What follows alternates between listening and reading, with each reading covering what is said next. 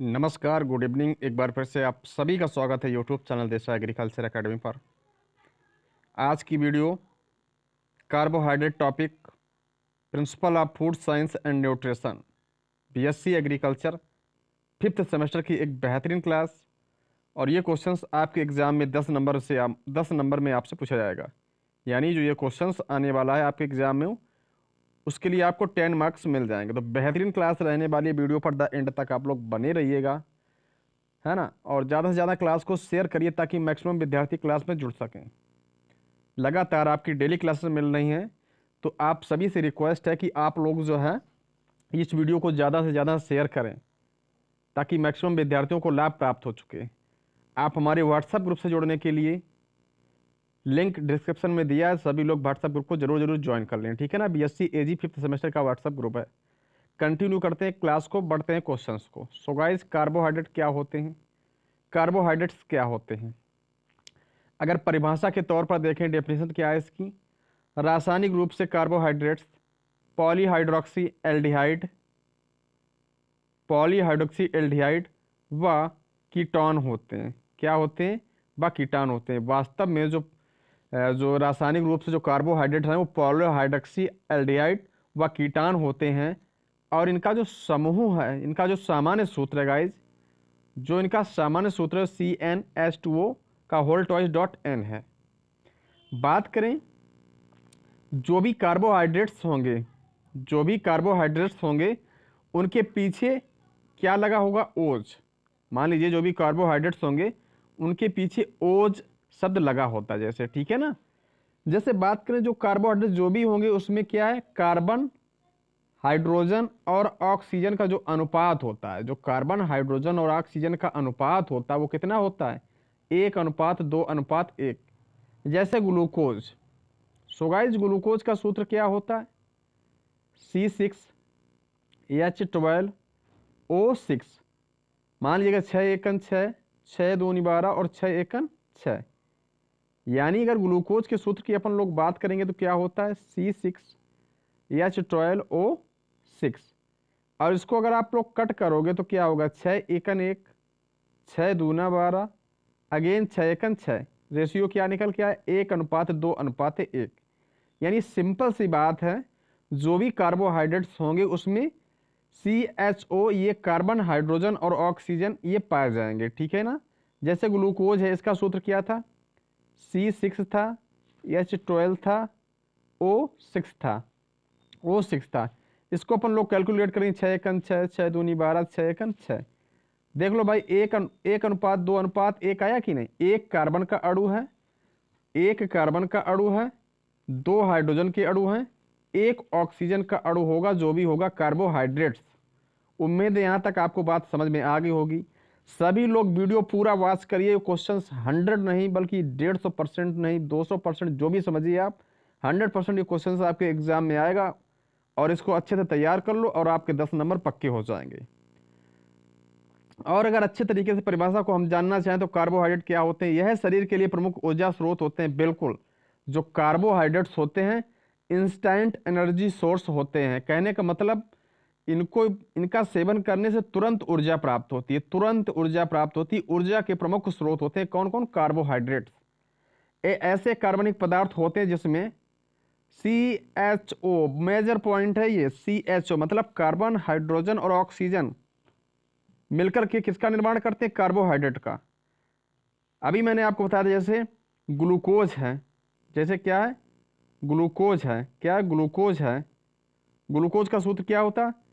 C6H12O6। अब अगर आप इसको कैलकुलेट कर लो अच्छे से तो क्या होगा? 6 × 6 होगा, 6 2 12 कट जाएगा, 6 × 6। यानी कार्बन 1 होगा, हाइड्रोजन 2 होंगे और ऑक्सीजन 1 होगा। CHO जरूर पाया जाएगा, ठीक है ना। कार्बोहाइड्रेट के पॉइंट नंबर 2 क्या इंपॉर्टेंट है? इनका जल अपघटन कराने पर यह पॉलीहाइड्रोक्सी एल्डिहाइड व कीटोन्स देते हैं। कार्बोहाइड्रेट का अगर आप जो है जल अपघटन कराते हैं तो क्या आपको प्राप्त होगा भाई? ये क्या होगा? जल अपघटित कराने पर ये जो है पॉलीहाइड्रोक्सी एल्डिहाइड व कीटोन्स ये देते हैं, ठीक है ना। बात करेंगे यहीं पर हम, इन्हें शर्करा व सैकेराइड कहते हैं। क्या क्या इनको बोलते हैं? इन्हें शर्करा व सैकेराइड आप बोल सकते हैं, क्योंकि ये स्वाद में कैसे होते हैं? मीठे होते हैं। जो भी कार्बोहाइड्रेट्स होते हैं ये स्वाद में गाइस कैसे होते हैं? मीठे होते हैं। इनको आप शर्करा या फिर सैकेराइड के नाम से आप बोल सकते हो, ठीक है। स्वाद में मीठे होते हैं। बस इतना पॉइंट आपको याद रखना। अगर कार्बोहाइड्रेट पूछा जाए सिंपल तो आप ऐसे डिफाइन कर सकते हो, है ना। और कार्बोहाइड्रेट के प्रकार की बात की जाएगी तो मुख्यतः 3 प्रकार के होते हैं, मोनोसैकेराइड, पॉलीसैकेराइड और डाइसैकेराइड। ये लॉन्ग क्वेश्चन में क्वेश्चंस आया हुआ है, प्रीवियस ईयर पर आधारित क्वेश्चंस है। 101% आपके एग्जाम में गाइज ये आएगा। सभी लोग वीडियो को एंड तक देखना, पूरा वीडियो, ठीक है ना। ये 101% एग्जाम में क्वेश्चन आएगा आपके, 10 मार्क्स में आएगा भाई ये। अगर थोड़ी सी और हम बात कर लें कि जो एनर्जी के सोर्स से किससे किससे मुझे एनर्जी प्राप्त होती है, तो कार्बोहाइड्रेट, प्रोटीन और लिपिड्स। कार्बोहाइड्रेट, प्रोटीन और लिपिड ये जो है एनर्जी यानी ऊर्जा के प्रमुख स्रोत होते हैं, जबकि विटामिन और जो मिनरल होते हैं ये बॉडी में जो भी मेटाबॉलिक एक्टिविटी होती है, जो भी उपापचय क्रियाएं होती हैं उनके नियंत्रण में सहायक होते हैं। कौन? Vitamin and mineral. जबकि कार्बोहाइड्रेट, प्रोटीन और लिपिड ये इंस्टेंट एनर्जी के ये प्रमुख स्रोत होते हैं, ठीक है ना। कार्बोहाइड्रेट, प्रोटीन और लिपिड। बात करेंगे नेक्स्ट पॉइंट की, अपन लोग यहीं पर बात करते हैं। एक बेहतरीन इमेज आपके सामने आ चुकी है, कार्बोहाइड्रेट का क्लासिफिकेशन। तो सबसे पहले कार्बोहाइड्रेट को 2 भाग में डिवाइड किया गया। नंबर 1 सिंपल है, नंबर 2 कॉम्प्लेक्स। जो कार्बोहाइड्रेट है ये 2 प्रकार में बटा हुआ, सिंपल और कॉम्प्लेक्स। अब सिंपल भी अगेन 2 भाग में बटा हुआ, मोनोसैकेराइड और डाइसैकेराइड। कॉम्प्लेक्स का जो पार्ट है वो है पॉलीसैकेराइड।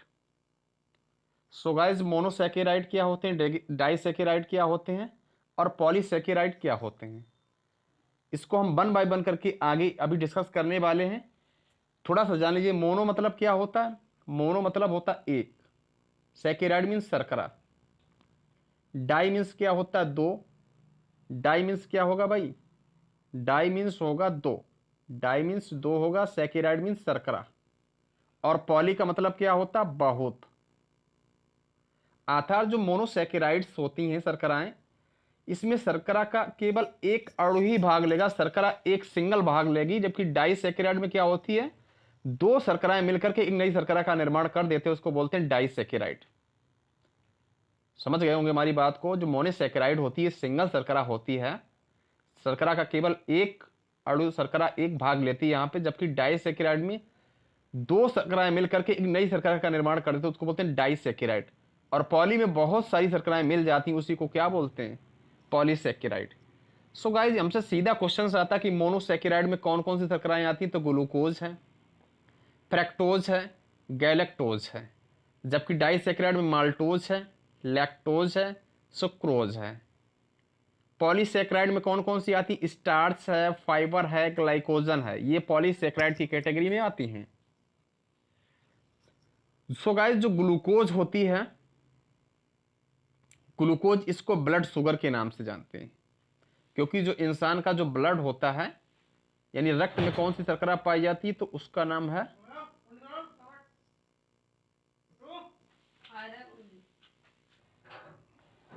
सो गाइस, जो ग्लूकोज है, ग्लूकोज मानव के ब्लड में पाई जाती है। इन सभी जो ब्लड शुगर होती है उसको क्या बोलते हैं? ग्लूकोज। तो ग्लूकोज को बोलते हैं ब्लड शुगर के नाम से। किसको जानते हैं? ग्लूकोज। सो गाइस, फ्रक्टोज में कौन सी शर्करा पाई जाती है? फ्रक्टोज जो है फलों में पाई जाती है। ब्लड में कौन सी है? ग्लूकोज है। और फलों में जो है फ्रक्टोज शर्करा पाई जाती है, ठीक है ना।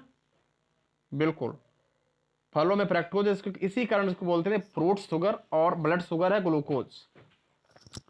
अपन लोग माल्टोज की बात करेंगी। ये जौ आदि में पाई जाती है, अंकुरित बीज जैसे जौ वगैरह माल्टोज पाई जाती है उसमें, है ना। और बात करेंगे यहीं पर हम बात करने वाले शर्करा के 2 अणु यहाँ पे कैसे कैसे भाग लेंगे। जैसे सुक्रोज है, सुक्रोज किससे मिलकर बना है? Glucose plus fructose. सुक्रोज का निर्माण ग्लूकोज और फ्रक्टोज के मिलने से हुआ है। लैक्टोज का निर्माण हुआ है ग्लूकोज प्लस गैलेक्टोज। ग्लूकोज और गैलेक्टोज से मिलने के बाद में कौन सी शर्करा बनी है? तब बनी है लैक्टोज। और अगर ग्लूकोज प्लस ग्लूकोज, ग्लूकोज के दो अणु आपस में मिलकर कौन सी शर्करा बांधे रहते हैं, माल्टोज। तो मैं कह सकता हूं कि ग्लूकोज प्लस ग्लूकोज शर्कराएं अगर मिलकर कौन शर्करा बनाएंगी, maltose. Glucose plus lactose galactose, glucose plus galactose, glucose plus galactose मिलकर बनाएगी कौन शर्करा, लैक्टोज। और सुक्रोज बनाएगी ग्लूकोज प्लस फ्रक्टोज, यानी ग्लूकोज और फ्रक्टोज के मिलने से बनेगी सुक्रोज, ग्लूकोज प्लस गैलेक्टोज से मिल जाएगी लैक्टोज, और ग्लूकोज प्लस ग्लूकोज से बन जाएगी माल्टोज। ठीक है ना। और पॉलीसेकेराइड में आते हैं स्टार्च है, फाइबर है, ग्लाइकोजन है। ठीक है ना। बात करेंगे पादप में जो भोजन का संचय वो कहाँ पे होता है भाई, स्टार्च के रूप में। पादप में जो भोजन का संचय वो किस रूप में होता है, स्टार्च के रूप में। जबकि जंतुओं में भोजन का संचय होता है ग्लाइकोजन के रूप में। ये पॉइंट आपको आने चाहिए, कम्पिटिटिव एग्जाम बेस्ड पॉइंट है। तो ये सारणी तो आपको कम से कम आनी चाहिए। अगर ये टेबल आपको सही से आ रही है तो आपको जो एग्जामिनर से जो नंबर है वो अच्छे से नंबर दे देगा, आपके नंबर कटेंगे नहीं। मैं आपको बताना चाहूँगा, सभी लोग अगर वीडियो पसंद आए वीडियो को लाइक करिए, दोस्तों में शेयर करिए, ताकि मैक्सिमम विद्यार्थी क्लास को ज्वाइन करें और लाभ उठाएं। मोनोसैकेराइड की हम लोग बात करेंगे। मोनोसैकेराइड कार्बोहाइड्रेट्स की मूल संरचनात्मक इकाई है जिन्हें और अधिक सरलतम रूप में अपघटित नहीं किया जा सकता है। यानी मैं सिंपल शब्दों में आपको बोल सकता हूं कि मोनोसैकेराइड जो है कार्बोहाइड्रेट की मूल संरचनात्मक इकाई है। जो भी कार्बोहाइड्रेट है इसकी मूल यानी संरचनात्मक इकाई क्या है, क्योंकि अब आप इससे ज्यादा इनको तोड़ नहीं सकते हो, क्योंकि डाइसैकेराइड में दो शर्कराएं मिलकर आपस में जो एक नई शर्करा का निर्माण करते हैं, जबकि मोनोसैकेराइड सिंगल होती हैं यहाँ पे शर्कराएं जो भी हैं, जैसे ग्लूकोज, फ्रक्टोज, गैलेक्टोज। और पॉलीसैकेराइड में कई सारी शर्कराएं मिलकर के जो है निर्माण करते हैं, उसको बोलते हैं पॉलीसैकेराइड। जैसे मान लीजिएगा स्टार्च है, ग्लाइकोजन है ना, ये होती है पॉलीसैकेराइड। मोनोसैकेराइड का सामान्य सूत्र क्या होता है, CnH2nOn। इसमें ग्लूकोज है, फ्रक्टोज है और गैलेक्टोज इसके एग्जाम्पल्स माने जाते हैं। एक बार तो एग्जामिनर ने यही क्वेश्चन पूछ दिया था 5 नंबर में कि मोनोसैकेराइड क्या है, तो आपको ऐसे डिफाइन यहाँ पे कर देना है। और अच्छे से अगर परिभाषा को हम लोग समझेंगे तो समझ लीजिए एक बार फिर से। ए सैकेराइड की एकलक इकाई से मिलकर बना होता है, कुल मिला के सिंगल्स होती हैं। ये रंगहीन तथा जल में घुलनशील क्रिस्टल्स होते हैं। इनका सूत्र जो सामान्य सूत्र की बात करेंगे तो CnH2nOn होता है। और जो मोनोसैकेराइड में कौन कौन सी शर्कराएं आती हैं, तो सो गाइस ग्लूकोज है, फ्रक्टोज है और गैलेक्टोज, ये मोनोसैकेराइड में आती हैं शर्कराएं। जो भी शर्कराएं मोनोसैकेराइड होती हैं। ठीक है, चलते हैं क्वेश्चन नंबर इसी का नेक्स्ट पॉइंट। फिर डाइसैकेराइड क्या है, अभी क्वेश्चन से एक बार परीक्षा में बन चुका कि डाइसैकेराइड क्या है, बताइए आप लोग। अभी मैंने बताया आपको सुक्रोज है, माल्टोज है, लैक्टोज है। ये सारी की सारी शर्कराएं कैसी हैं भाई, ये सारी की सारी डाइसैकेराइड शर्कराएं होती हैं। यहाँ पे क्या है, शर्करा के दो शर्कराएं आपस में मिल करके एक नई शर्करा का निर्माण कर देंगी। जैसे ग्लूकोज प्लस फ्रक्टोज तो सुक्रोज बना है, ग्लूकोज और फ्रक्टोज के मिलने से सुक्रोज का शर्करा निर्माण हुआ है।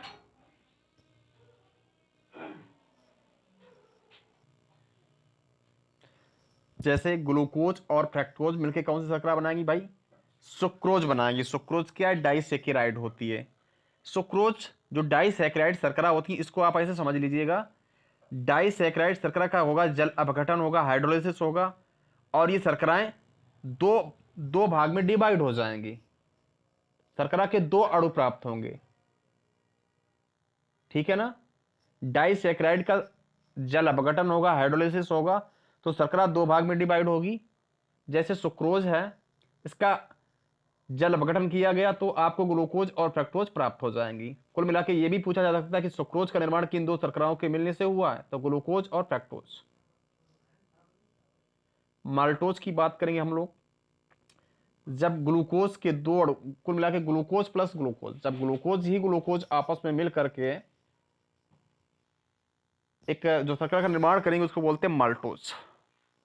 लैक्टोज की बात करेंगे, ग्लूकोज प्लस गैलेक्टोज, ये दो शर्कराएं आपस में जब मिलती हैं तो फिर किसका निर्माण होगा, लैक्टोज का। ठीक है ना। या ऐसे आप बोल सकते हो, जब मोनोसैकेराइड की दो शर्कराएं आपस में मिलकर जो नई शर्करा का निर्माण करेंगे उसको बोलते हैं डाइसैकेराइड। बढ़ते हैं अब हम लोग नेक्स्ट पॉइंट की तरफ। पॉइंट नंबर नेक्स्ट, पॉलीसैकेराइड क्या है। ये भी क्वेश्चन परीक्षा में सीधा पूछा गया, 5 मार्क्स में एक बार सीधा पूछा गया कि पॉलीसैकेराइड किसको बोलेंगे। बेहतरीन क्लास है, इस वीडियो को ज़्यादा से ज़्यादा शेयर करिए और लाइक करिए। नए फ्रेंड चैनल को सब्सक्राइब कर लें, क्योंकि आज की क्लास में आपके कम से कम 10 मिनिमम 10 नंबर आपके क्लियर होने वाले हैं। हो सकता है यहाँ से 15 नंबर तक के क्वेश्चंस आपको देखने को मिले, तो वीडियो पूरा वॉच करना, भरोसा रखना, ये क्वेश्चंस 100% आपके एग्जाम में आएगा। यहाँ पे बात करेंगे हम लोग पॉलीसैकेराइड। पॉली मीन्स क्या होता है बहुत, सैकेराइड मीन्स क्या होता है शर्करा। यानी जब शर्करा के कई सारे यानी बहुत सारी मोनोसैकेराइड मिलकर के जो है आपस मिलकर जो नई शर्करा या का निर्माण करेंगे उसको बोलते हैं पॉलीसैकेराइड। अर्थात वे कार्बोहाइड्रेट्स जो जल अपघटन अर्थात वे कार्बोहाइड्रेट्स जो जल अपघटन पर बहुत अधिक संख्या में मोनोसैकेराइड इकाइयों का निर्माण करती हैं, उसी को क्या बोलते हैं पॉलीसैकेराइड। यानी पॉलीसैकेराइड के अंतर्गत क्या बोल सकते हैं मैं कि बहुत सारी मोनोसैकेराइड मिल करके किसका निर्माण करेंगे पॉलीसैकेराइड। और जब पॉलीसैकेराइड का जल अपघटन हाइड्रोलिसिस किया जाएगा तो ये बहुत सारी मोनोसैकेराइड इकाइयों का निर्माण कर देती हैं। इनका सामान्य सूत्र C6H10O5 होता है, C6H10O5 का होल N। इसमें कौन कौन सी पॉलीसैकेराइड की कैटेगरी में आती है तो स्टार्च है, ग्लाइकोजन है, ये आदि आती हैं, ठीक है ना। स्टार्च किस में पाई जाएगी पादप में पाई जाएगी, जबकि ग्लाइकोजन किस में पाई जाएगी ग्लाइकोजन पाई जाएगी जंतुओं में। ये आपको पॉइंट आने चाहिए। इसके बाद हम लोग बढ़ेंगे पॉइंट नंबर नेक्स्ट की तरफ से। अगेन आप पॉलीसैकेराइड को देखा जा सकता है, कई बार इस प्रकार से क्वेश्चन परीक्षा में पूछा गया CSJM यूनिवर्सिटी कानपुर में। CSJM यूनिवर्सिटी कानपुर ने कई बार इस प्रश्न को पूछा, आप लोग इसे अच्छे से तैयार कर लीजिए। 10 या इससे अधिक मोनोसैकेराइड इकाइयां जुड़ करके जटिल कार्बोहाइड्रेट यानी पॉलीसैकेराइड का निर्माण करती हैं। इनको ग्लार्केन के नाम से भी जानते हैं। पॉलीसैकेराइड के जो एग्जाम्पल है वो क्या क्या है, स्टार्च हैं, पैक्टिन है, ग्लाइकोजन है और भी बहुत सारे, ठीक है। चलते हैं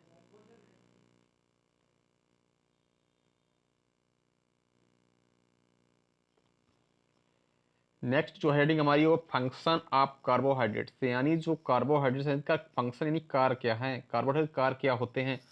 तो सबसे मोस्ट इंपॉर्टेंट पॉइंट जो है इसका ऊर्जा प्राप्ति के रूप में, यानी जो कार्बोहाइड्रेट्स होते हैं इंस्टेंट एनर्जी सोर्स के रूप में इनको जानते हैं, क्योंकि इनके सेवन से त्वरित यानी तुरंत ही ऊर्जा प्राप्त होती है ना। एनर्जी ड्रिंक के नाम से भी किसको जानते हैं कार्बोहाइड्रेट्स को, ठीक है ना। तो ऊर्जा प्राप्त के रूप में मुख्य रूप से ये होते हैं, इनका काम होता है ऊर्जा प्राप्त करना, ठीक है, ऊर्जा प्राप्त कराना भाई। नेक्स्ट पॉइंट है संग्रह खान पदार्थ। नेक्स्ट है संरचनात्मक संगठक, और ये स्ट्रक्चर के फॉर्मेशन में भी हेल्प करते हैं। नेक्स्ट है उपापचय का नियंत्रण, जो भी मेटाबॉलिक एक्टिविटी होती है उसको भी ये रेगुलेट करने का काम करते हैं। नेक्स्ट है प्रोटीन बचत का कार्य, जो भी बॉडी में प्रोटीन वगैरह उपस्थित होती है उसको ये सेव करने का काम करते हैं, मतलब बचाते हैं, क्योंकि एनर्जी कार्बोहाइड्रेट से मिल जाएगी तो प्रोटीन का काफी हद तक ये बचा के रखते हैं भाई, क्योंकि इसके बाद नेक्स्ट है पाचन तंत्र में कार्य, यानी जब कार्बोहाइड्रेट का सेवन करते हैं तो पाचन तंत्र में ये हेल्प करते हैं। तो ये थी आज की क्लास। 10 नंबर का ये क्वेश्चन 101% आपके एग्जाम में आ जाएगा। वीडियो इंपॉर्टेंट है, आप सभी लोग वीडियो फुल वॉच करिए और दोस्तों में शेयर करिए। Thank you.